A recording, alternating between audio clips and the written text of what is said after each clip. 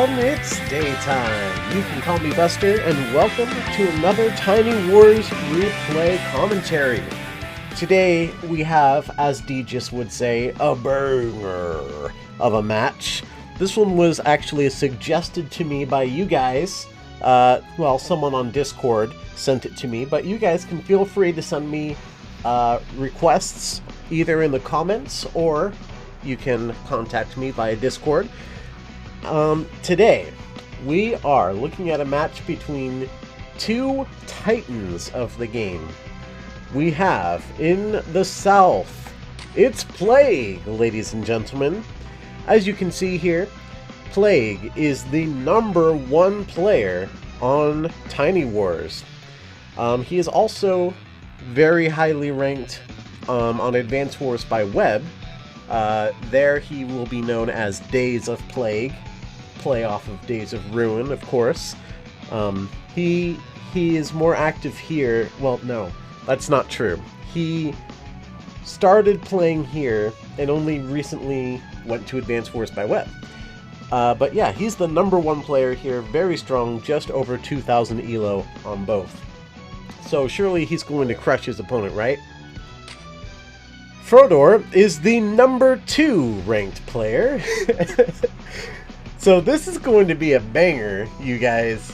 The #1 player versus the #2 player on the leaderboards here on TinyWars. And this also happens to be replay ID number 10,000. I don't know if I can find it anywhere. I don't think it's here. No, yeah, here it is. Replay 10,000. Just pretty cool. Pretty cool. So, both players are playing as Captain Brenner of the Brenner's Wolves. Yes. And if you hear any jingling, that's my dog. He's a good boy. In any case, Brenner, he is considered a very high tier CO. He's one of the strongest in the game. Not the strongest. That still goes to Isabella. However, he is a tier 1 CO, no question about it. His day-to-day gives all units 10 offense and 30 defense. He also has a CO zone of 3, which is very nice. His super CO power makes his zone global and gives all units plus 3 hit points. So he's kind of like a mini Andy. All of his tools, his kit, it's very... a lot of synergy. It synergizes with itself. That's the word I'm looking for. People in Discord like to use specific words to talk about Brenner. Synergize, synergy, you know, that word. The word that business people love to use. Anyway, they're both playing that CO, so this is sure to be a banger of a match. And the map is called Defend Against the Invasion. It is a 2 base versus 1 base, 1 airport map. And you'll notice we have 1, 2, 3, 4, and 5 cities to start off with. So each player, instead of infantry, is going to be building bikes to start off with. It's an interesting feature that some TinyWars maps have. Some maps also start with 4,000 so that you can do 1 bike and 1 infantry.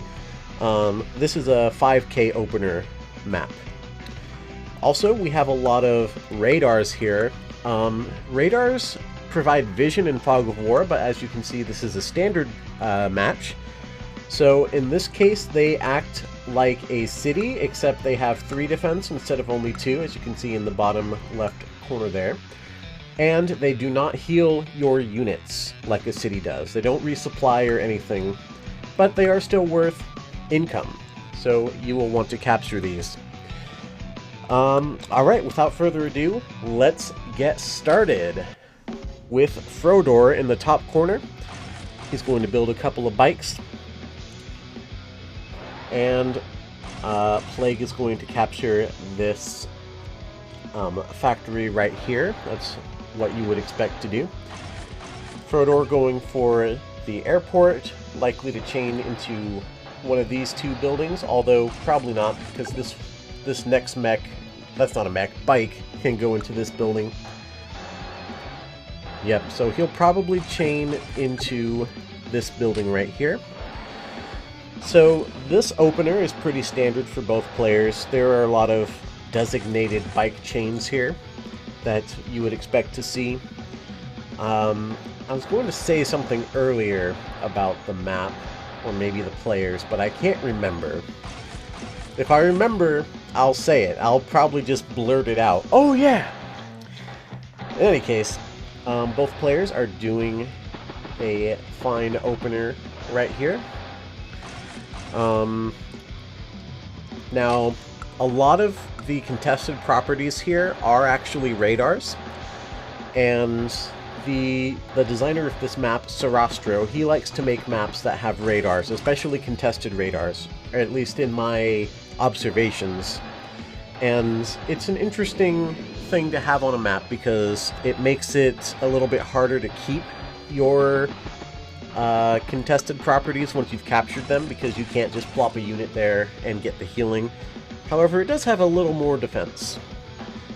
And while that doesn't mean as much in Days of Ruin as it does in Advance Wars by Web, it still is meaningful. Alright, so Frodoor has opened an artillery, and he just double base skips. By the way, double base skipping. This is not necessarily... Okay, I have to make this clear before we continue. Base skipping is a noob trap, okay? Let's put it that way. These are the first and second ranked players on this website, and if you think they play like Colin mains, you can feel free to come over here and challenge them for yourself, okay? I promise you, they will wipe the floor with you. Unless you're like Starflash or something, they're probably going to wipe the floor with you. I know they wipe the floor with me all the time. So, just know, you shouldn't base skip if you're just learning the game and trying to get better. However, there are times where if you really know what you're doing, base skipping for something can be a very good idea. Now, Brenner is a CO that might want to do that more often because he has just such a potent CO zone. Getting him out early can be pretty good. Other COs that work well with that are Forsyth and Tabitha, for reasons that are beyond the scope of this video. But anyway, you're going to see a lot of interesting base skips here, and I just don't want you guys thinking that these players, like everyone on TinyWars, must suck. If these two don't even know not to base skip, you know, the top two players, they know what they're doing, okay? You can go onto Deegis's channel, and he has a replay commentary by Plague. And anyway, enough defending.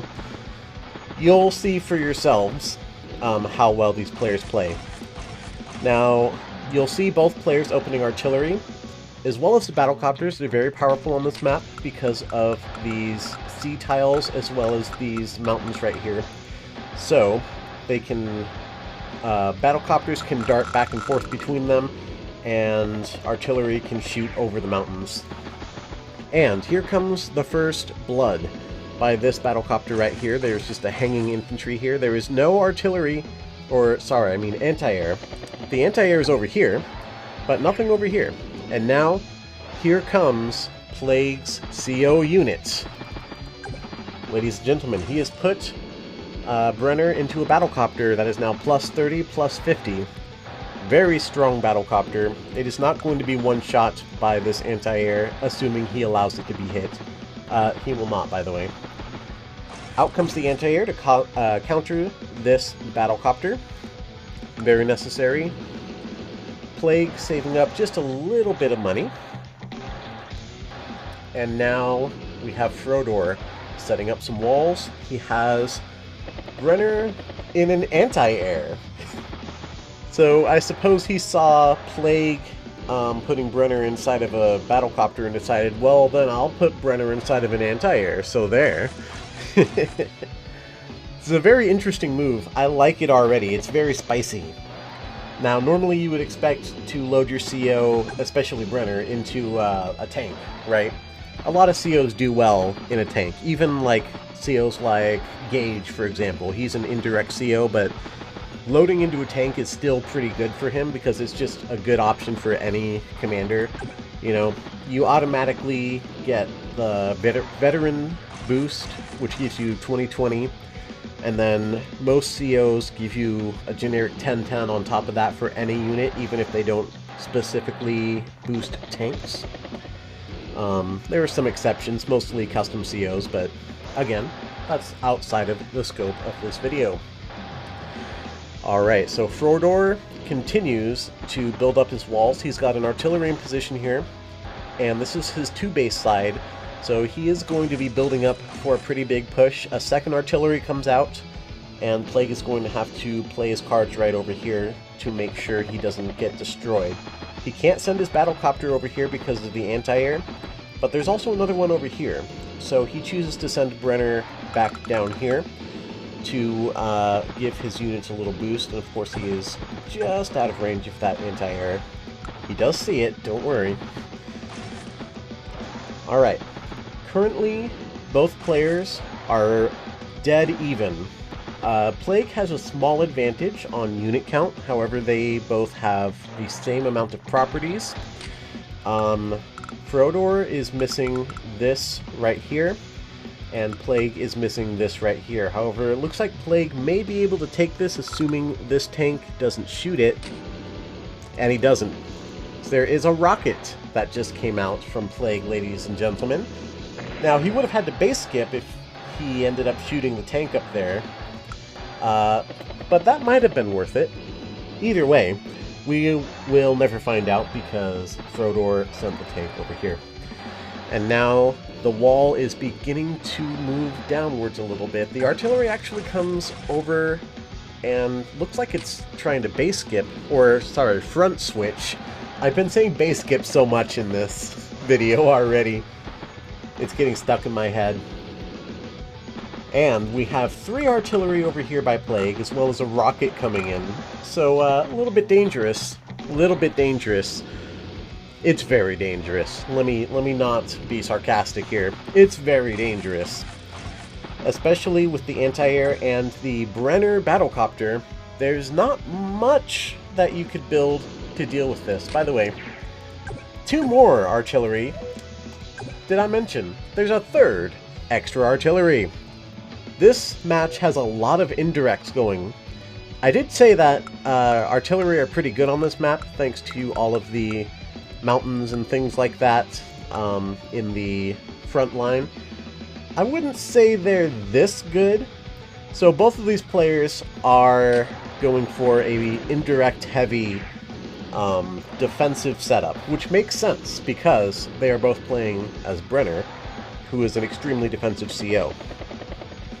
So, this is turning out to be a bit of a banger. Now, Frodoor does capture this property, which puts him ahead by 2.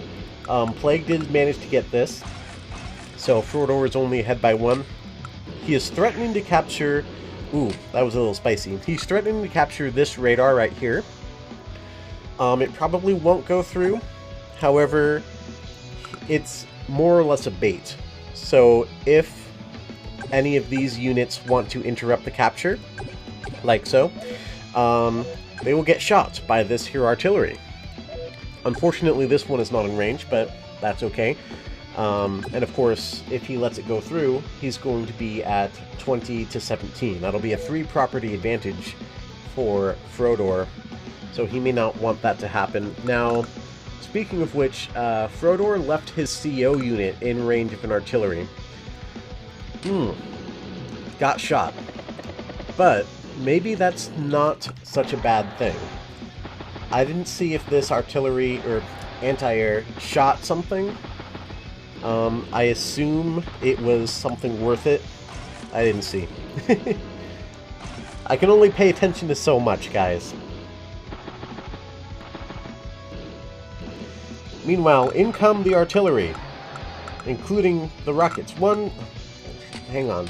Let's just pay attention to this. 1, 2, 3, 4, 5 artillery. Plus a rocket. Oh my goodness. 1, 2, 3 artillery. Yeah, Plague is going very hard on the artillery. There's also this one over here. And you can see the walls are beginning to form. The walls are beginning to form. And something has got to give, ladies and gentlemen. Something has got to give. Meanwhile, they keep trying to go after each other's comm towers. And Plague did allow Frodoor to take this radar. Did I say comm towers a minute ago? I meant radars. So Frodoor is ahead by 3. He's threatening to take this radar right here, which will put him ahead by 4 properties. And that would really suck for Plague. So he probably does not want to let that happen. He's going to have to make a gambit. Not a gambit, but he has to push for some properties himself. Otherwise, he's going to fall behind and slowly lose the war of attrition. So there he does interrupt the capture. And now the artillery are shooting everything because they can. They're shooting everything with reckless abandon. Except that it's not really all that reckless. Not at all. In fact, they're picking off the best targets. Lots of tanks around. Yeah, let's kill all those tanks. Look at all these artillery! This is going to be so hard to break through. Of course, right now the walls are only infantry. There is a duster here. There are anti-air. And notice the flashy flashies here? Frodoor's CO power is all charged up. It's ready to go. Now, is it worth it to use it right now? Maybe not. The reason being, he does not have a lot of damaged units. All of these are fresh. He has 1, 2, 3, 4, 5. He only has 5 units that would gain the benefits of having that extra 3 hit points. So I'm willing to bet he's going to hold on to his CO power and make his CO zone large. But he doesn't. He does not. Instead, he opts to heal his few units, and he makes his CO zone go global for a turn. And unfortunately, he does have to pull back because this wall of artillery is just too much to handle right now. So he's going to have to build up a smaller force, or he's going to make his force bigger. That's literally the opposite of what I said. What's with my words today? I don't know, you guys, but I'm going to keep on recording because I know you guys love to see these. Alright, and Frodoor pushing forward with that CO power. He's going to try to take this. In fact, I think he's going to get it, unless... Yep. I believe that battlecopter was the only unit in range to stop it. So Plague is letting a lot of cities get captured right now. It is not a good look for Plague. However, he is playing the very defensive playstyle. He's turtling a lot, and now he's front switching pretty hard to the eastern front. That is the 2 base side, and the HQ is over here. So I'm interested to see what Plague has in mind. So now Frodoor realizes the front switch is happening and knows that he can safely pool his forces a little bit closer than they were. Meanwhile, oh, here comes a bomber. That's very spicy. This battlecopter is running out of fuel. It's pretty funny. Not something you see every day. Meanwhile, Plague has created a medium tank and... Oh, I thought that was 2 mechs. It's only 1 mech. Plague really likes his mechs. He's said it many times. He loves mechs. So I'm surprised he hasn't been building even more of those. However, he's been very busy building artillery. He now has a 2nd artillery on the eastern flank, and he is attempting to take this property right here. Look at this. How brazen can you be? Let's just put my artillery right up next to your artillery. What are you gonna do about it? Are you gonna bring this tank over here and shoot it? Well, I have another artillery right here. Also, this is in range of that anti-air. He really needs to take out at least one of these anti-air if he wants his battlecopter to be able to do anything. But meanwhile, just by sitting around, it's spreading the CO zone around, you know. It's nice and tasty. Just like some good warm butter on toast. That CO zone gets spread around to all your units. I'm sorry, this is disgusting sounding, isn't it? It's either delicious or you thought it was disgusting. There's no in between there. Now I want to have some buttered toast. Anyway, Plague is actually pulling back his rockets.